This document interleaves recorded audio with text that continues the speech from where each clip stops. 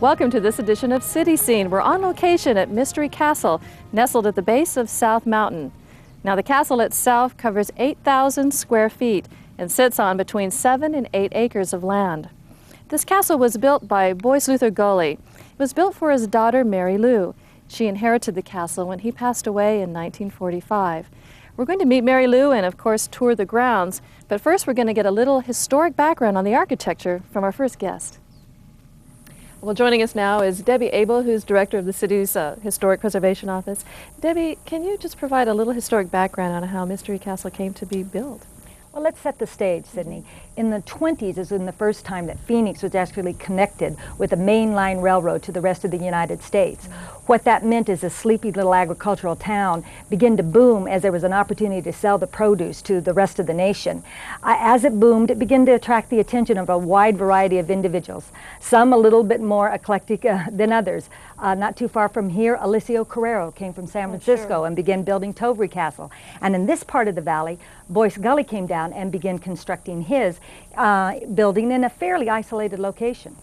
You say it's isolated. Basically, how far was it from the city of Phoenix at that time? Well, it was outside the city limits of at least 7 miles. But what you have to remember is part of the isolation had to do with the Salt River, which, because of the flooding, had caused the growth of the community to the north. And because of the river, you had only limited ways that you could get across and get to this area. Between the river and the mountains was the Bartlett Herd Ranch, one of the largest holdings in the valleys. So you had literally acres of fields dotted with an occasional house, and then you had Boyce working here next to South Mountain. When did this area, this part of the valley, become actually annexed and part of the city of Phoenix? Not until the 1950s. So it really was way out there in the sticks, as they say. I know there's not a lot of recorded history, but what is it that you do know about when Boyce started construction and how long he actually worked on the castle?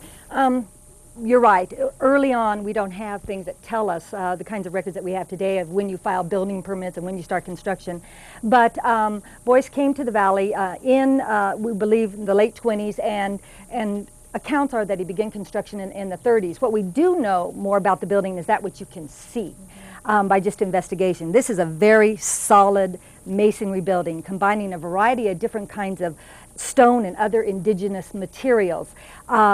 He used a lot of materials that were recycled. Stories from Mary Lou is that people would hear about this man building this odd building out in the desert, and they would bring him things, their trash, but he would incorporate it into the building, making use of everything that he came across.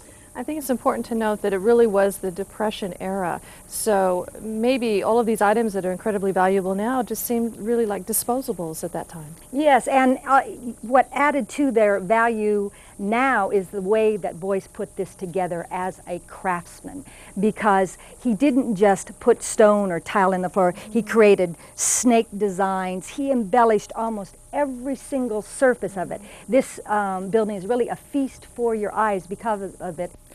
Was he actually a trained architect or a trained engineer? I mean, how did he even really manage this task? Well, he's got engineering books in there, and I understand he did do some study on his own. But I think he was able to do this not so much because of training, but because of just inherent genius. And his love of the desert and his desire to build something that truly fit and conformed and expressed the wonderful attributes of the desert. This is organic architecture in its most basic form.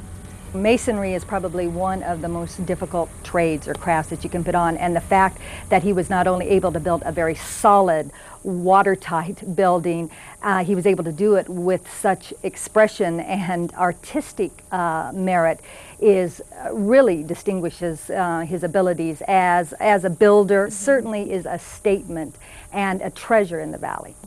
Well, I thank you so much for all this background. This is my first time at the castle, actually. I'm sorry to say, but I'm going to go in to meet Mary Lou and get a tour of the facilities. And I think you'll really enjoy it. Well, thanks for joining us. Bye. Now we're going to get to meet Mary Lou Gully, the lady of the castle.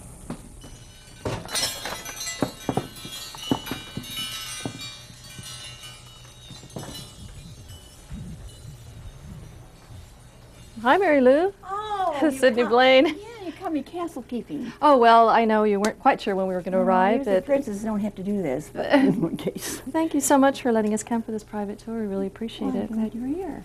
We've seen a little bit of the outside, and I just wanted to catch up. And I know this isn't exactly the first room that your father built. It was the kitchen. This is the kitchen, yes. This is the second room that he built. Actually, the second section, I should say. Tell us about some of the features. Well, of course, one of my favorites is to drain the floor. Because I'm a sloppy cook. So if you spill anything, you can bring the hose in, hose it all down. Ah, nice feature. And I like this lovely... This steam table was from the first schoolhouse in Arizona, Tubac, the oldest town in Arizona. Now, did your father paint My father this? did the paint on the front of this, too. But this is, the whole thing is, well, actually, it's a very convenient kitchen. It's, he has what we call working areas. There's a sink over there, and he has another sink behind you. And, I see there's huge beams. oh, These they're old are telegraph poles. Those, again, more of those Vegas. He had telegraph poles for beams. And he had mule and tripod leverage and block and tackle. That's how he got the beams up. It's really lovely, and quite a bit of stonework, different kinds of stone. Watch There's your step. the flagstone and brick on the supporting beams here. Yes, those, see how new the brick looks because it's never exposed the elements, but he's used every kind of building material. New brick, old brick, all kinds of stone. This is a room divider, too. Tell me about this. It's an unusual feature, the old double reliable stove. Right. What is the story This is on kind of this? interesting. These are warming ovens. See, we have a regular stove over there, but the warming ovens are right built in the walls. You can bake in from the heat of the fireplace below, which is behind that fire shield. And there's a burners to keep your coffee warm. For a vent-a-hood, it's part of a cowboy bathtub inverted. So You just use interesting. everything. An old teapot, a kettle. Oh yes, old kettles and.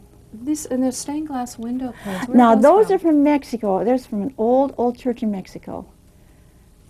And you might like to take a look at this fire shield. That's out of Empress Cala's Castle, Chapultepec. Which castle? Empress Cala's Castle, Chapultepec, Mexico. And that was sold at auction. A lot of those things years and years ago in my father's day. It Amazing. was a great time to have collected. So incredibly valuable, I'm sure, right Yes. now. There's an interesting feature about the window panes that you were telling us at another visit, how these are constructed. Well, these are the first window frames from the old, some of the old railroad stations, the Santa Fe. And he bought them intact. It's original glass. That's why we get a little crack in the glass that we mend it rather than try to replace it because of the glass being historic. You said the caulking now, it's really reversed. The caulking's reversed, yes. See, well, in Arizona, how caulking doesn't hold up very well because of the intense heat of the sun. He put his caulking inside. That's a clever idea. Very clever, and maybe what a lot of people don't realize is that you never really knew your father very well, did you? No, he left home when I was 3 years old. And he left because he had tuberculosis, of course, and he ran off to Arizona. And he did used to build me sandcastles on the beach near Seattle, and the tide would take him out. He promised me a big sandcastle someday. And here, this castle in the desert. You know, you really, how was it that you found out about this? He left it to us in a will, I see. and we were notified. And we came down here, and Arizona was quite different than Seattle.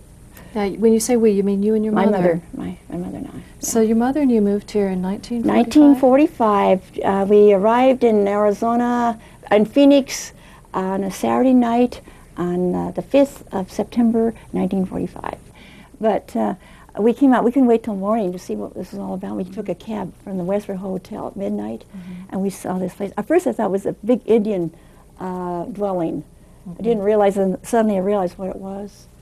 And it was really a fantastic tour. The old caretaker was here, took us through with a little lantern at midnight, if you can imagine. Well, wasn't it a little frightening for you? You were, what, 18 or 19 at the time? Yes. Well, it was not exactly frightening. It was a great adventure. Of course, when you're a kid, everything's adventure. Well, it was really difficult. It wasn't easy going. I mean, No, really, it wasn't. Tell us a little bit of the details. No electricity, no running No, water. we had learned, and coming from Seattle, where we had everything, all the power, everything. It was really quite a transition. We had a time. We had burn lamps and candles, and several times I catch the lamps on fire to throw them out in the desert. No, we had some catastrophes, many of them. When is it then you finally got electricity here at the castle? 1968. So you lived like a pioneer for many years. Yeah, so if we ever had brown as black as all my neighbors, they really crack up. I don't, no problem. I can handle it. And you and your mother lived here for quite a while, and your mother passed away at what time? She died in 1970. So it was really the two of you out here Yeah. for all those Oh, years. yeah, it was. Have you ever felt isolated living here? No, not really. I haven't had time. It's always been a problem.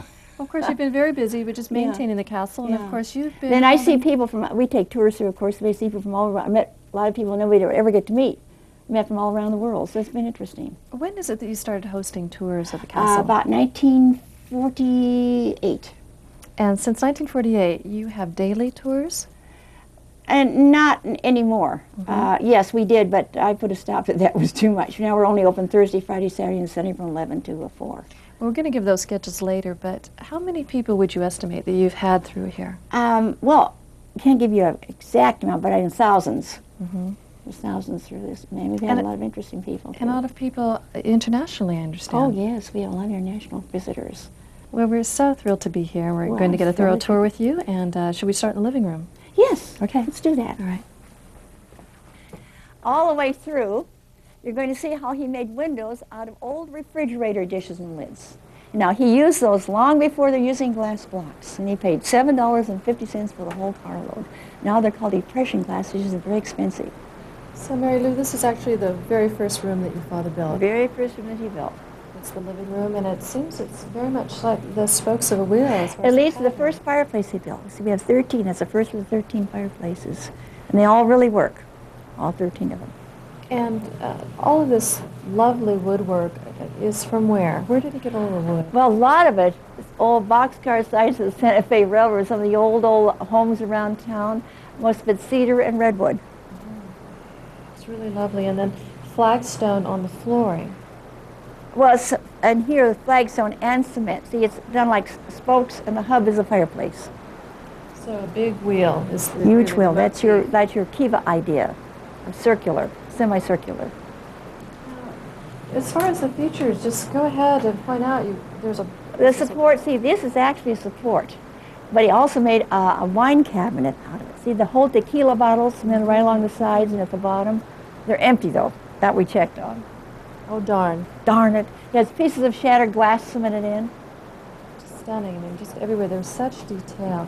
And you said that the furniture, it's wild boar skin made by Native Americans? Yes. Well, this is made by the Oaxacan Indians in Mexico, and they still make these. Only that now the Mexicans make them also. These have no nails. They're all hand tied with leather, and they've used cedar and boar skin. And this support is a candle shrine in the old Spanish tradition. No matter what your religion, well, you had a shrine in your home. And all the tiles and most of the antiques he picked up from Mexico and here in Arizona, the Southwest generally. So he loved the tiles. He liked the Mexican culture very much, and Indian. And this support is, kind of a library section, and what is very interesting here, a copy of the deed to the property. It's an old a mining claim. This was an old copper and gold mining claim, and the patent, this is the patent of the land signed by President Franklin Roosevelt in 1940. And you said he had to actually work it for a couple of years before it was able You have to work develop? for about 5 years and prove up on the ground, so to speak, that there's actually ore that you can take out. Nowadays, you're not allowed to do that. You can stake out claims, but you can't use anything on them, build anything on the mining claims other than pertaining to mining. An interesting batik painting of my father, that was done by Connie Ellis from the photograph. He died at the age of 62 in 1945. As we discussed before, I don't think he ever would have finished the place. We're here right now, it'd still be building. And there is an amazing collection of Indian artifacts. Oh, here. yes, of course, you got these at the time, they're easily gotten.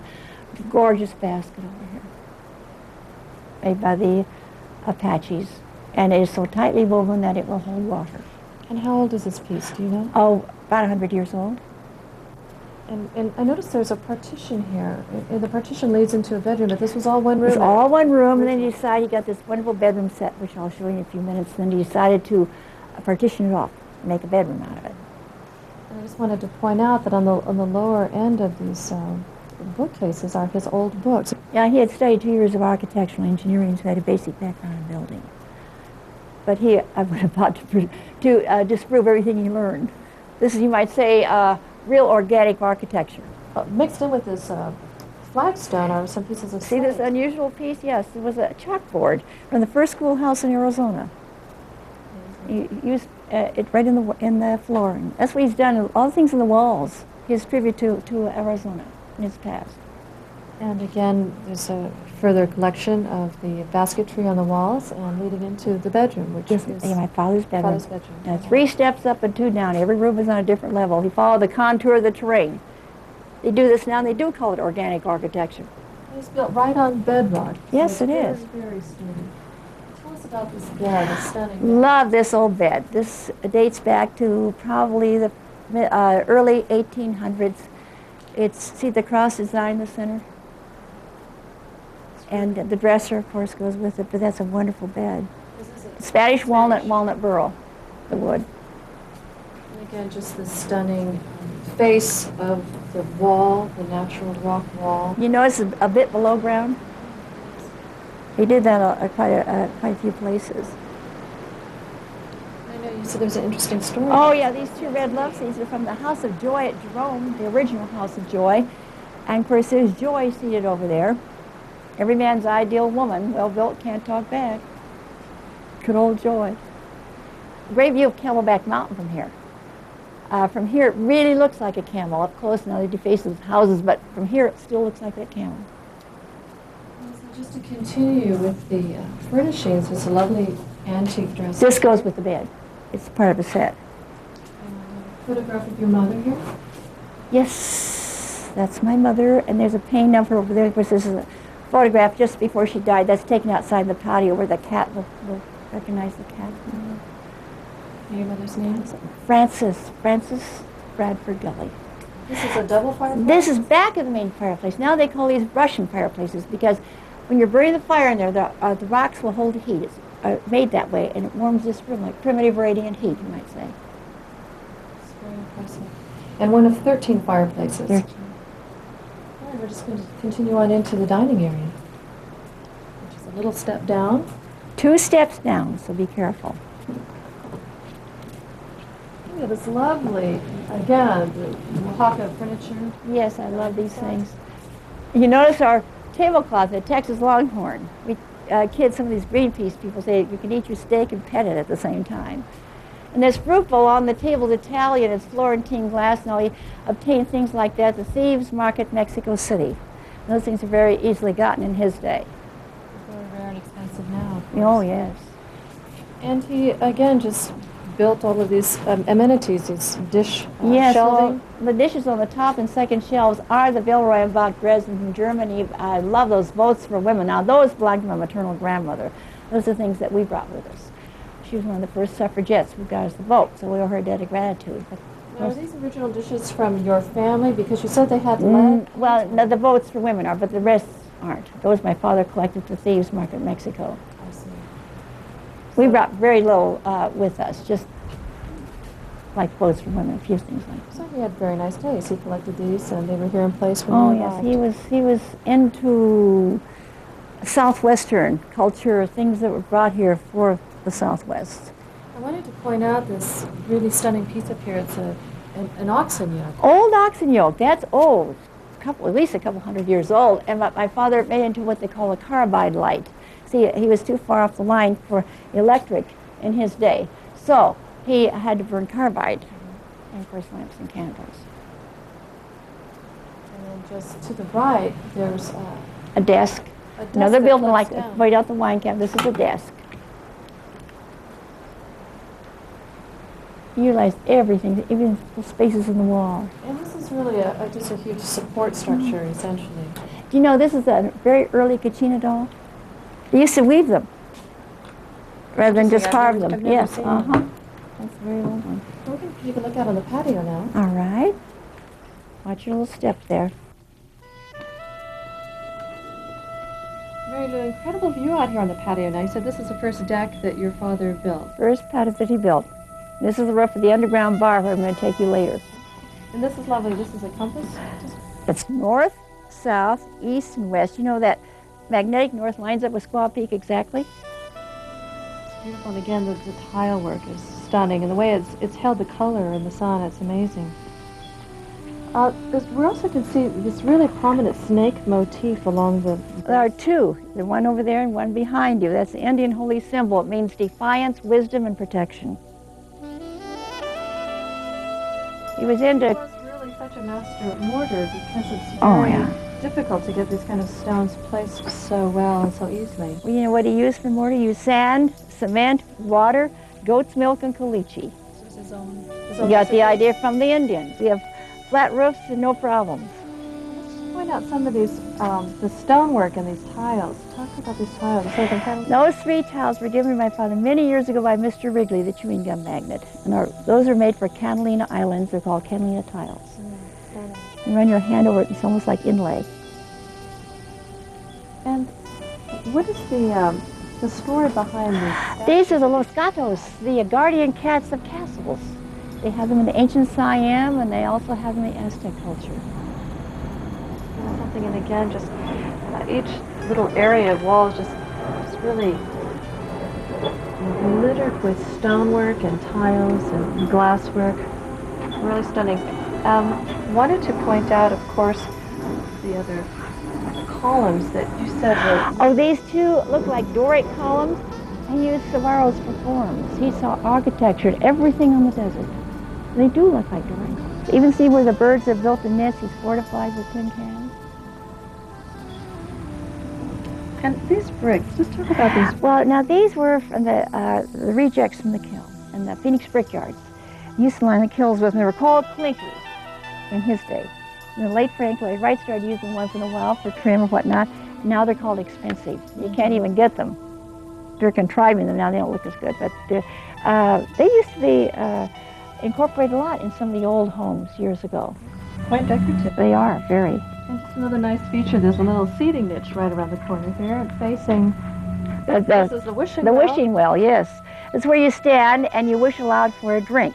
And your voice echoes down that shaft, and the bartender from below sends the drink up to the dumbwaiter, but it's the driest bar in Arizona, so don't get excited here. No cocktails here. No cocktails here. Driest bar. These are what, skylights? Those are skylights for the bar, the underground bar. Yeah, that's amazing. The only light it has down there. So on a nice bright day. Yeah, see the bar's underground. And the area up here, just above on the upper deck, what are we seeing? This one section, that's my bedroom. There are 12 windows, another fireplace, flagstone floor, and a great big cat. And that, of course, is the castle turret. Beyond that gate, there's a ladder, Indian ladder that leads up to that. There's another patio, just like this. And the Aztec calendar? There's the Aztec calendar up there. So we're going to just step up on the upper deck for a moment. All right. And watch your step now. 3 steps up. I don't mean to repeat myself, but sometimes you get interested in looking at something, then you miss a step. Now this is stunning. This is your outdoor grill, and it's just completely inlaid with the clinker bricks and glass. You know about this glass? Yeah, it's colored by the sun. It's called desert amethyst. Any glass made before, say 1918, set out for so many years will oxidize. This is real Arizona amethyst, which is a very high grade. This is calcite. By the way, take a look through there. My father built that as a perfect picture frame for the city of Phoenix. That encompassed Phoenix, only Phoenix has really outgrown the frame. That at one time was downtown residential and everything. No, it really is, if you think about it. And this whole piece, this cornice, there's one down the corner of the building he actually used. He found these in an old church in Mexico, and this is a Spanish miner's pick he found around the Peralta claims up in the Superstition Mountains. He cemented those historic things right in the walls to preserve them, which was kind of an interesting idea to do. Very eclectic, his design. Oh, yeah, really. And then over here to the right, we have, which were, again, caretakers' quarters? Caretakers' quarters, yes. But a huge amount of detail work with the plaques and the tiling. Very much more adobe style. Well, it's your sandcastle. Mm-hmm. See, it probably be a sandcastle. Adobes and sandcastle resemble each other. And the staircase. Oh, I love that stairway. That's like the same principle, staircase to the Chapel Loretto in Santa Fe. Same principle exactly. It's really sturdy, but doesn't look it. If you want to get away from it all, there's a place to go. Nobody else to go up there. They're afraid to go up there. There's another fireplace and a little room and a patio.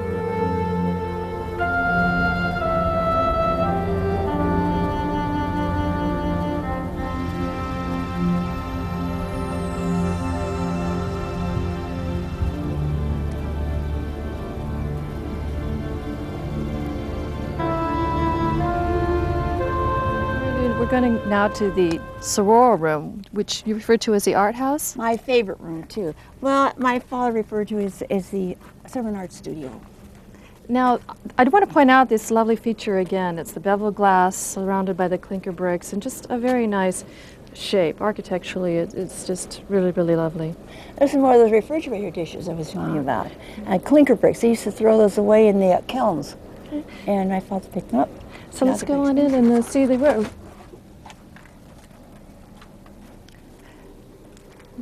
Mary Lou, you said this was inspired by this saguaro that it's in its original location. It was growing right there. Then this was just the desert. Then this was struck by lightning one night. So that inspired him to build a room around it, and he called it the saguaro room. It's really lovely. Now this incredible flagstone floor continues throughout the entire building. And I see we have, again, the telegraph poles in the ceiling. Yeah, they're called vigas. The rest of the building Indian style. There again, he had a mule and tripod leverage and block and tackle. That's how he got them up. And how about this light fixture that's hanging? You know, that's the old Stevens Hotel in Chicago. And my father bought those things years ago, because he used to live in Chicago many years ago. He worked for the... It's from the late 1920s? 1920s or 30s, early 30s. It's really lovely.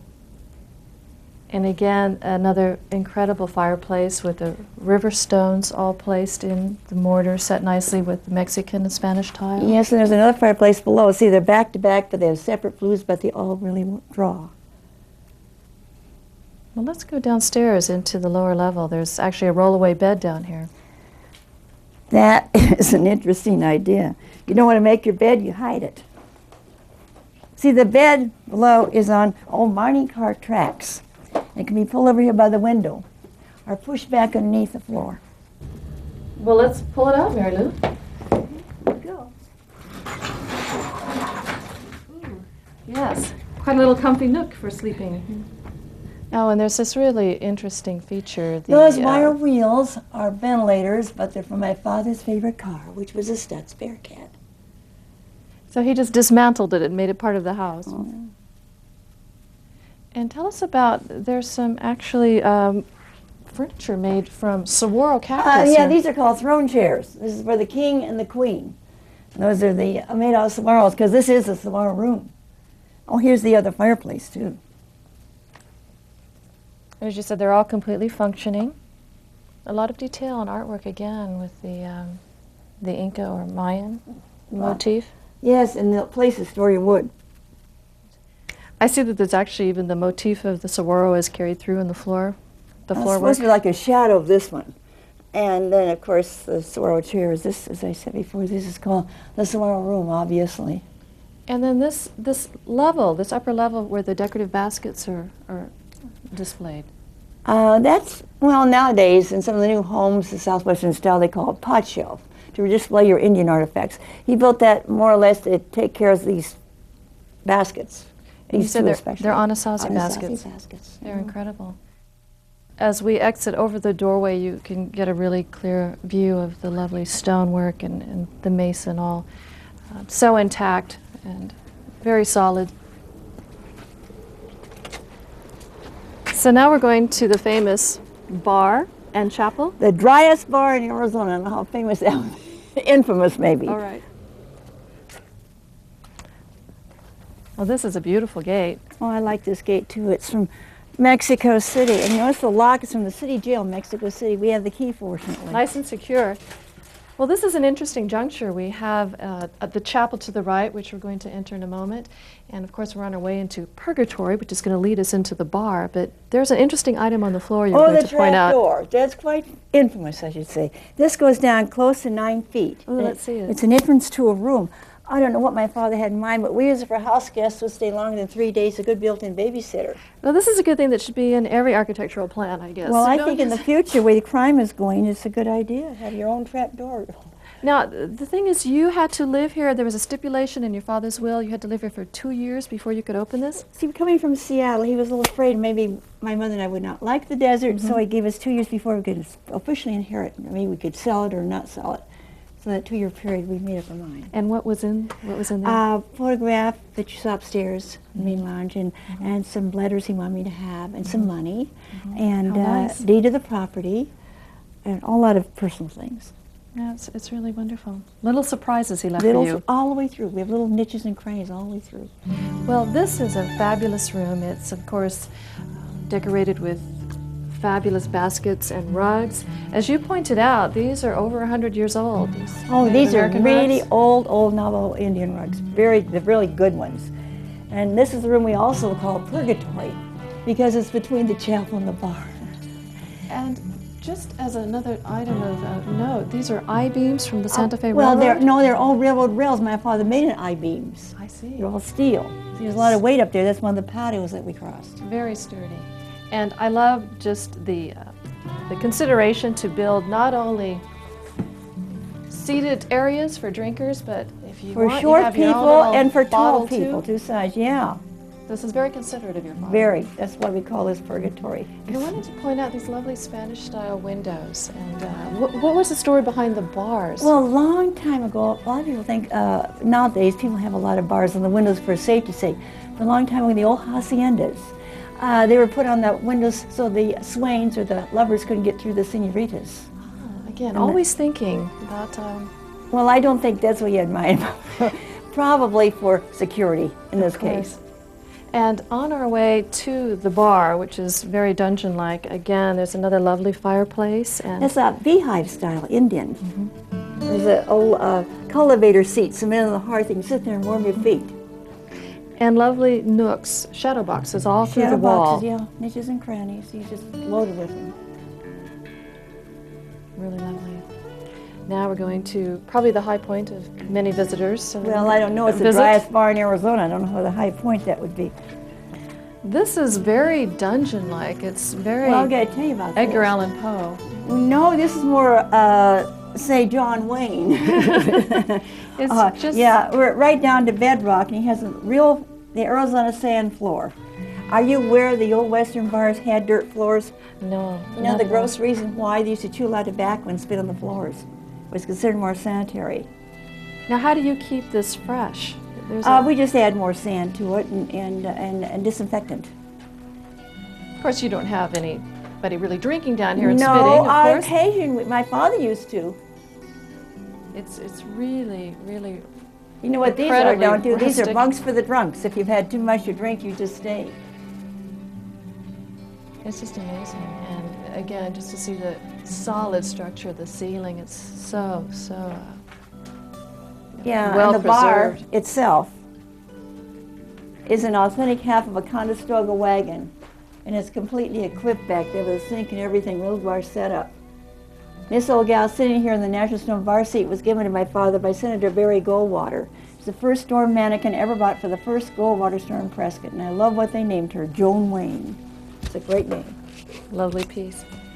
Well, we're going to go into the chapel, but on our way out, I just wanted to point out the skylights that are planned to really That's the provide- patio that we crossed a while ago, like solar lighting. And speaking of lighting, look, we did his old worn out shovels. He has punched out the name of the bar, the dugout, and there's a place for a candle back of each one. It's modern thinking, though, with the skylights, even back in the 1930s.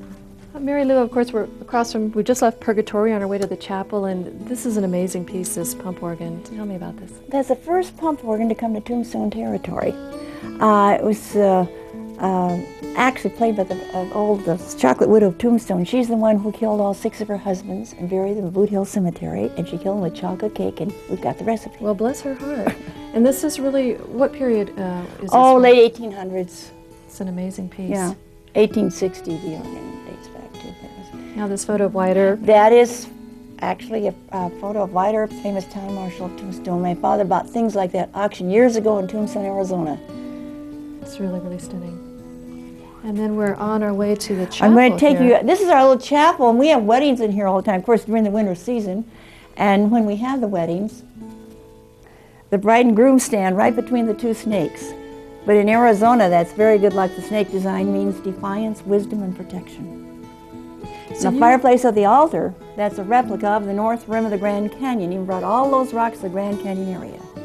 Now you said your mother really is the one who initiated the wedding Yes, services. she did. She was a romantic. She thought the weddings were terrific, and I think they're kind of boring. How many do you actually hold here? Over the years, gee, I think we've had about maybe 500 or something like that. Well, it's really beautiful with all this antique lace. It looks like quite a romantic place.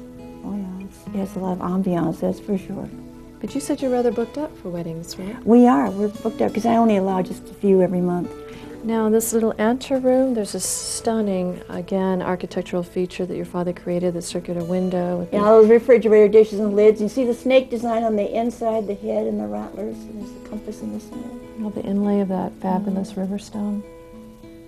And again, the beams, the telephone poles. Old telegraph poles, the biggest, of course, is a building Indian style. He had a mule by the name of Jackson, and tripod and leverage and block and tackle. That's how he got the beams up. It's an amazing amount of work. But to him, it was fun. So we're going to step out into the anteroom now. I did want to point out this incredible stone. It's just very medieval, this hard brick. Oh yeah, that's a very old brick. You said it was from a historic home? All historic buildings, yes, some from old missions too. And the details of the bookshelves with the rough wood here. Yeah, like a room divider, if you notice, from the chapel. Now up ahead is a frame on this door. Oh, What let me is tell you this? about that. That is a spring from a jail bunk bed from the old city jail, Mexico City. And they slept on those without mattresses. So no comfort for the prisoners in Mexico. No, I imagine Sheriff Joe Arpaio would like that. And of course the continuation of the basket collection here on the shelves. There are just artifacts everywhere. And remember now, step over the rattlesnake. Well, Mary Lou, it has been so fascinating, I want to say. It's been an incredible view of your father's castle, and it's really a strong statement about living in the desert. I mean, it's rock, it's stone, it's sturdy, it's enduring. It's really a testament to his tribute, really, to Arizona. Well, he loved Arizona. He really owed it a debt of gratitude because he was cured of tuberculosis. And I think he did an interesting job. Oh, it's And fascinating. I love my castle. Well, it's fabulous, and we're really pleased to have been taken on this private Well, tour. it's wonderful taking you. You made a Thank you. lovely guest. Thank you.